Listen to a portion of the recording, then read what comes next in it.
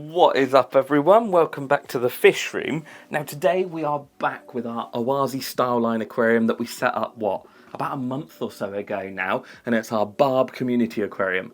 Now all of you have voted in the comments of the setup video of this, and also on our poll that we've done across YouTube, Instagram, Facebook, and you picked a load of new fish in here. So with that in mind, we need to give it a big maintenance session.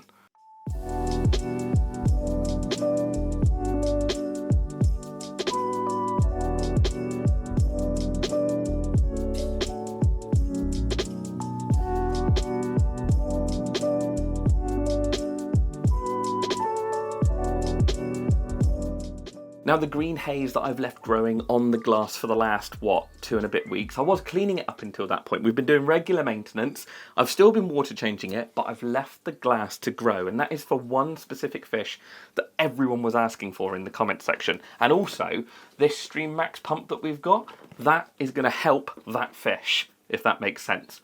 All smoke and mirrors, you have to wait to see what I put in there. Now, you probably already know. This tank has settled in so well. The fish are doing great. I've even seen some spawning behaviour between the checker barbs where the males have been sort of not fighting, but, showing off to each other is probably the nicest way of putting it. So I'm really happy with how everything has settled in. The Bioplus thermo filter that's in the back of this aquarium has been doing so well. It has hardly missed a beat. I think there's so much space for sponge in there that it really doesn't block up. So I'm really happy with that. But today I need to do a big maintenance session, so we're going to get all of this algae removed off the glass. There is enough biofilm and algae now growing on all the pebbles and the plants that I think we should be good for the fish going in there.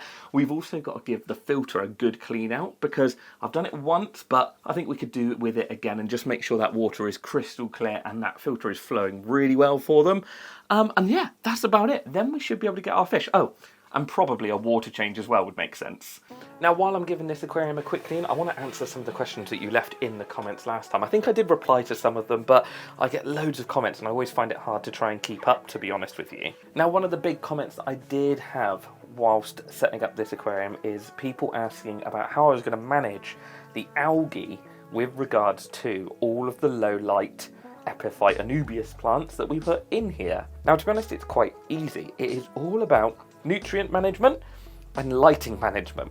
Now I run these lights here on a Wi-Fi timer so I can turn them on and off from my phone if I ever want to sort of film early or I want to film a tank that's near it but I don't want the glare from it. So yeah, I do have these on a Wi-Fi timer.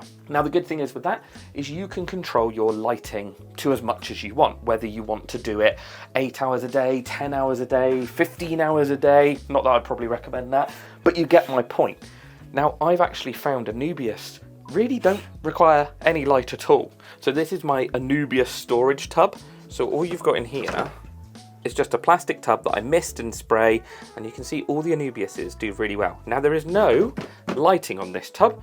We've got a window there, very bright window, that sort of illuminates the boxes, but that is all the light my Anubiases get. And it is the same in aquariums. So I've actually found that the Anubiases do better when there's hardly any lighting at all. And obviously we want to see our fish, so you don't want no lighting, but I keep it on the Wi-Fi timer so that I can then go, oh, there's a little bit more algae than I want, I'll drop the lighting by an hour. Or, oh, there's not too much algae, maybe we could give them an hour extra. And I just program that into my Wi-Fi timer, and that's it. That's as simple as managing the algae that is growing in your aquarium. Now, people do overfeed their tanks. Obviously, I've got quite a light stocking in here at the moment, so I don't want to be going feeding heavy. All that feeding is just going to provide nutrients to the aquarium. And if you've got fast-growing stem plants, or fast-growing any plants, to be honest, fine, no problems. They will keep up with it, no worries at all. But in a tank like this, where all the plants are really slow-growing and, well, essentially easy to get infected, that's probably the wrong word, but they're easy for algae to grow on them. You can see on some of these leaves there's a little bit of brown algae growing on them. Again, it's not the end of the world because the fish we've got going in here I think will quite like that and they'll quite enjoy having that extra algae. So yeah, that is all I'm going to be doing to manage the algae in this aquarium, is just keeping an eye on it and playing with the lighting, playing with the amount of food I've got going in here. And even actually, to be fair, plant foods and plant fertilizers come into it as well. These are all slow growing, so you don't want to be putting in tons and tons of plant fertilizer. All that's going to happen is the algae is going to use it up instead of the plants. But if I changed all the planting in here for fast growing stuff, you could probably be putting 2 or 3 times the amount of plant food in here and still get away with it. So every tank is different, and that is one thing everyone needs to remember.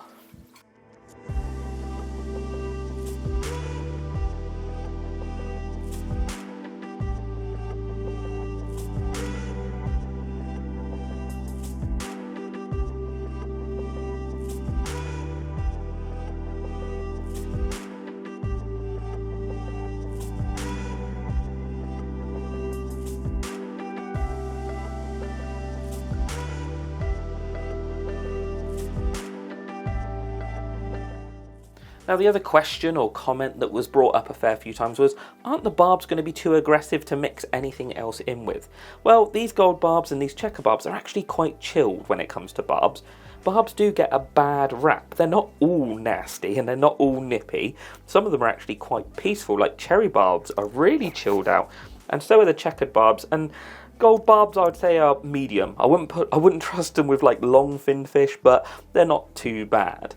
Now, to be fair, that's a valid point. We haven't got any cleanup crew in here yet, and we still have only got a little bit of algae. Like I say, I've left it to grow for a few weeks to build up that biofilm ready for the new fish. But yeah, this is all we've got. But no, barbs aren't that bad. They are fairly chill when you put them in the right situation. And anyway, this tank is pretty much going to be a barb community. We are gearing the fish around the barbs. It's, you know, like saying cichlids, aren't cichlids too aggressive? Well, yeah, they are in certain situations, but not if you keep them right. And it's the same with barbs. They are, most part, absolutely fine if kept in the right situation.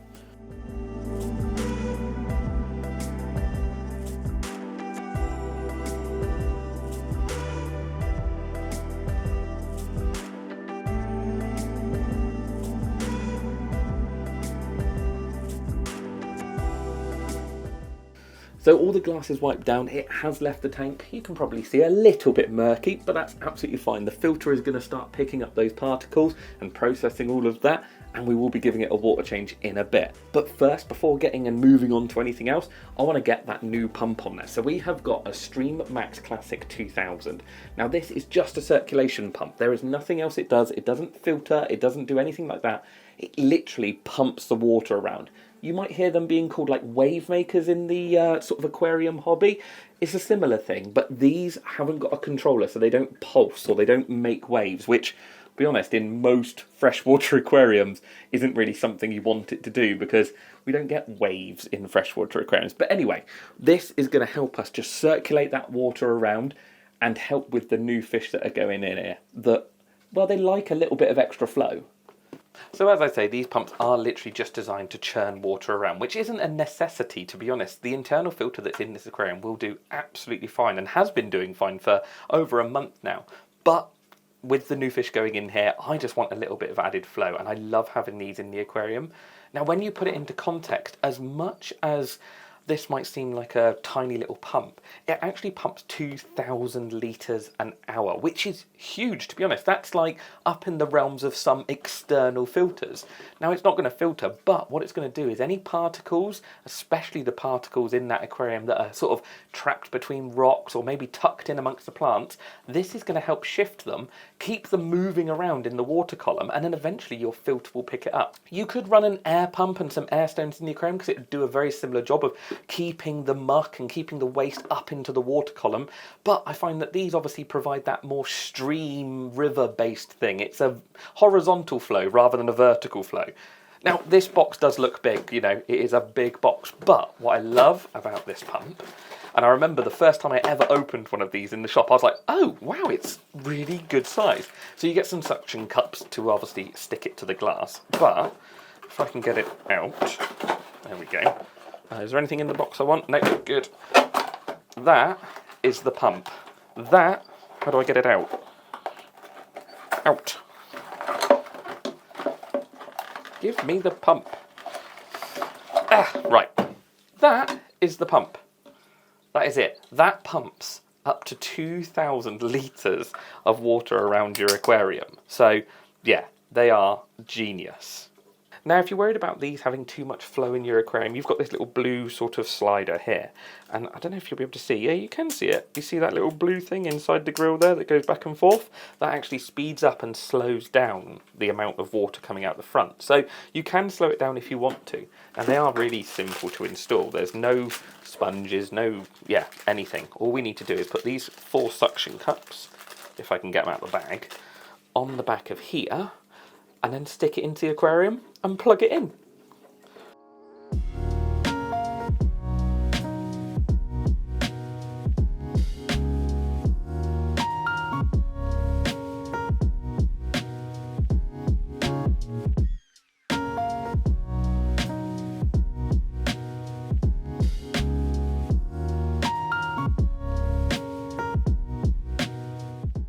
Now, there is no real wrong and right way of how to run these circulation pumps. They are just extra flow that is going to help move the water around and keep that waste in suspension.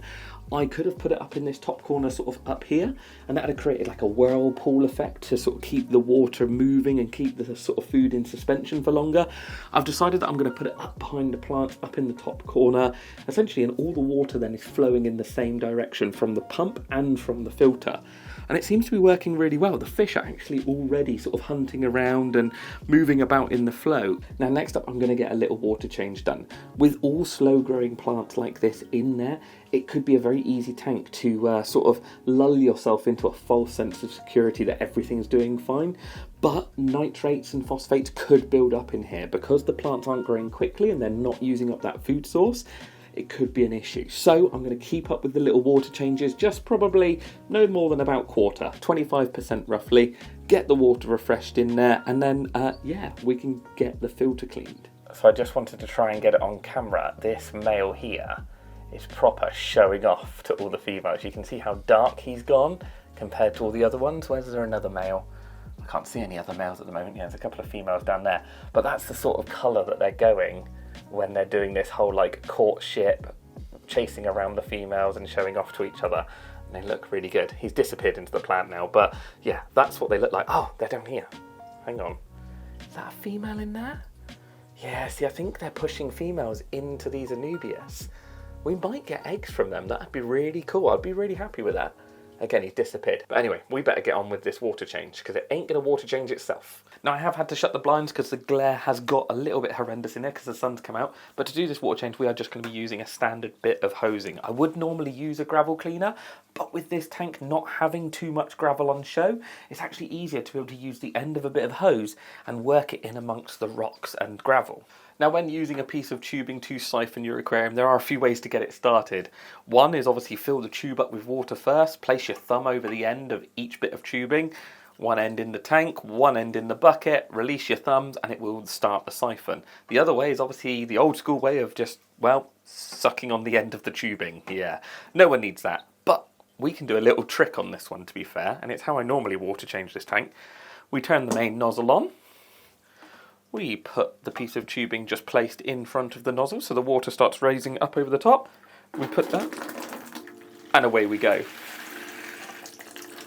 Now, you can pretty much do this on any filter that has a round nozzle, but it is so much easier than getting a mouthful of tank water.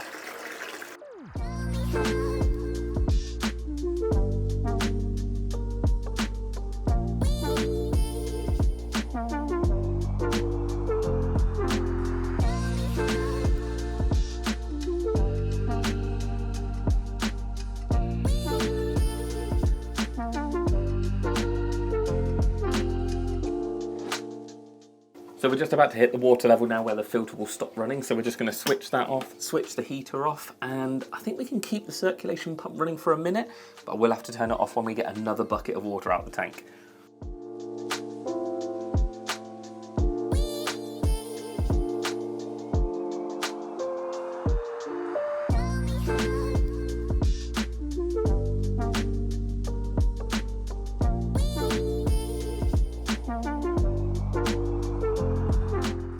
Luckily, with where we've positioned that new circulation pump, it doesn't actually need to be turned off while we're doing this little mini water change. So yeah, that's ideal. We'll keep that one running, but I have saved a bucket of old tank water and we're going to give the filter a good clean. So this filter was one of the things that everyone was commenting on in the last video because there's just so many features and functions on it. It is an Oase Bioplus thermo, so the thermo means that obviously there is a heater, this little blue dial at the back, there is a heater built into it. And one of the main things that you were all loving was the magnetic front. So it just pulls off and you can pull it out of the water like so. Now the other feature, now there's a little bit of a dribble coming off of it from the outside of the filter, but it holds all its water. So all of these cases are now filled with aquarium water. So there is no mucky water spilling back into your aquarium. Now I thought it would be quite interesting to actually have a look and see how much mucky water would have spilt back into the aquarium if I were just to pull this out. Now it is just buttons on the front, so you just press this button down and each of these containers that houses the media and the foams are all in there ready to go. So if all this water, that is a lot of dirty water. I don't know if you can see how mucky the water is down in there, but it is brown.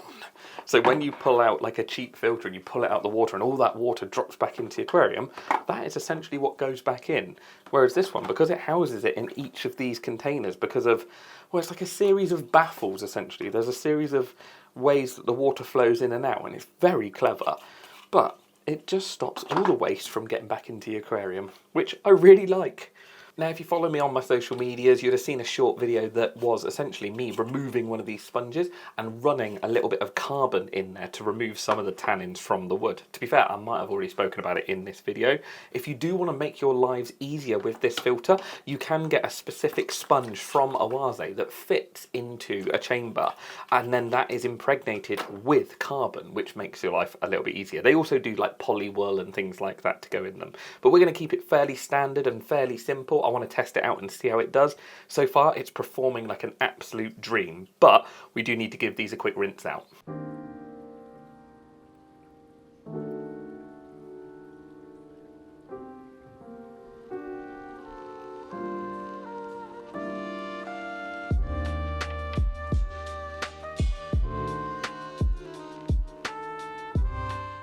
So there will always be comments in these videos saying, why do you wash your filter foams in old tank water? I just wash mine under the tap and it's been absolutely fine for the last 20 years. Absolutely. And some people get away with it. Not get away with it, that's the wrong word, but some people it works for. As I say with fish keeping all the time, there's loads of different ways of doing it. None of them are necessarily wrong or right. Well, there's definitely some wrong ones, but not all of them are wrong or right. There's just many ways of doing it correctly, I suppose is the easiest way to say. Now, the reason I wash all my sponges or any of my filter media in old tank water is because I think it's just a safer bet. I can get them as clean in a bucket of old tank water as I can running them under the tap. Well, not case in point, because that one's still got a bit of muck in it, but you get what I mean. So I can get them just as clean as I want them to be in an old bucket of water. You don't need them to be perfect. You don't want your filter sponges to be perfectly clean. You don't want your media to be perfectly clean. You want a little bit of build-up, a little bit of biofilm, a little bit of muck in there to keep everything running. Now, some people in the world will get away with running it under the tap and cleaning it out.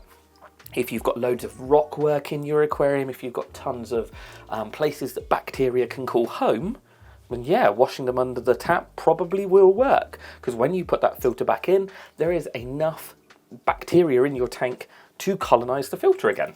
Perfect. But for those newcomers to the hobby that maybe have, I don't know, like a shipwreck and a couple of plastic plants, if you tell them to go and clean their filter under tap water and you completely wipe out the whole group of bacteria that's in that filter, they might not have enough surface area in their aquariums to, well, build the bacteria back up again quick enough. So I always wash it in the tank water because I find it just safer, and especially when I'm showing people online and teaching people online what I'm doing and how I'm doing, I think it's just a safer bet.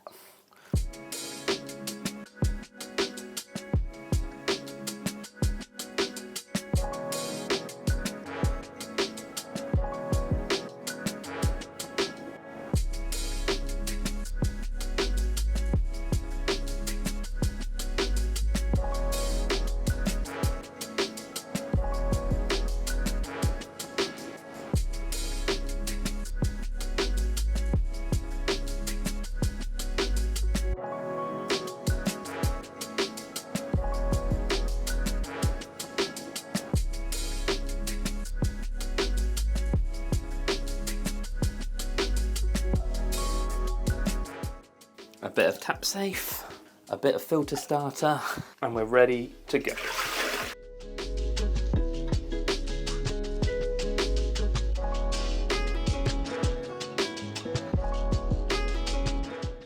I just want to check that that heater is running at the right temperature. Yeah, 22 to 23 degrees. So yeah, perfect, ideal. So maintenance wise, that's everything we needed to do. We've got the new pump installed. We've given the filter a clean. We've given it a water change.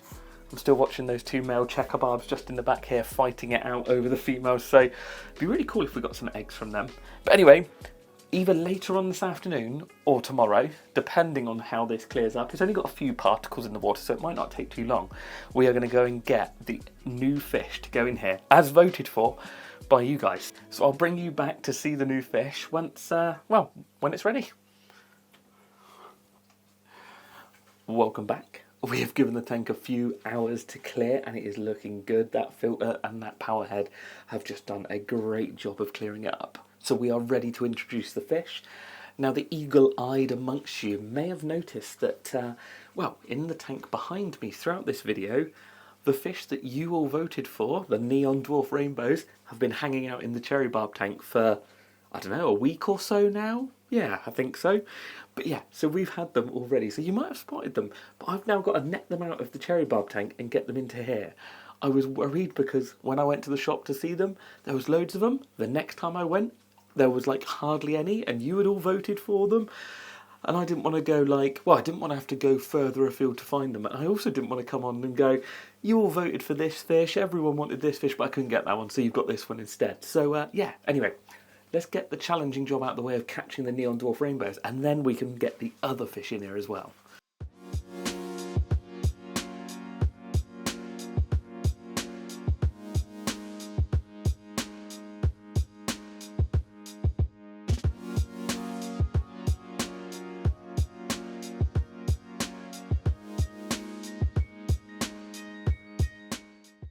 So what I'm going to do is I'm actually going to turn one of the lights off now that I've caught all of the fish, and I've been downstairs to catch the other fish that we're going to put in here.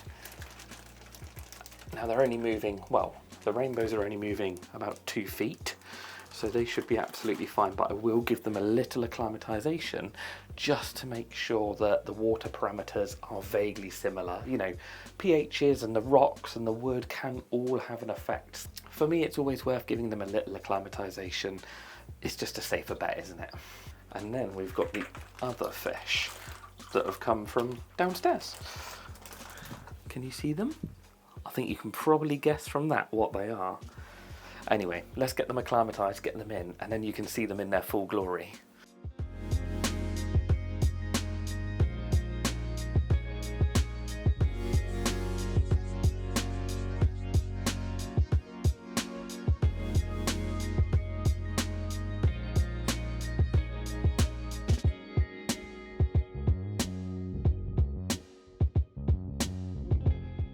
It's getting really late in the evening now, it's really dark in here, so I'm trying my best to light it, but as long as you can see the tank, that's all that matters, right?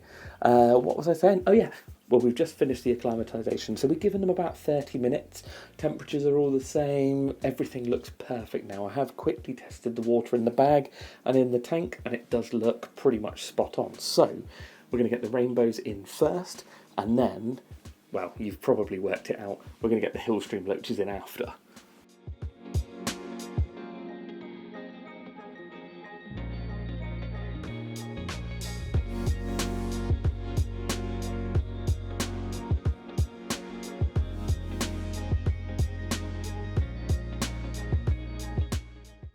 I'm going to give them a bit of time to settle down, then I'm going to turn the lights on and show you how they look. But the neon dwarf rainbows with that blue and contrasting to the yellow of the gold barbs is already looking cool.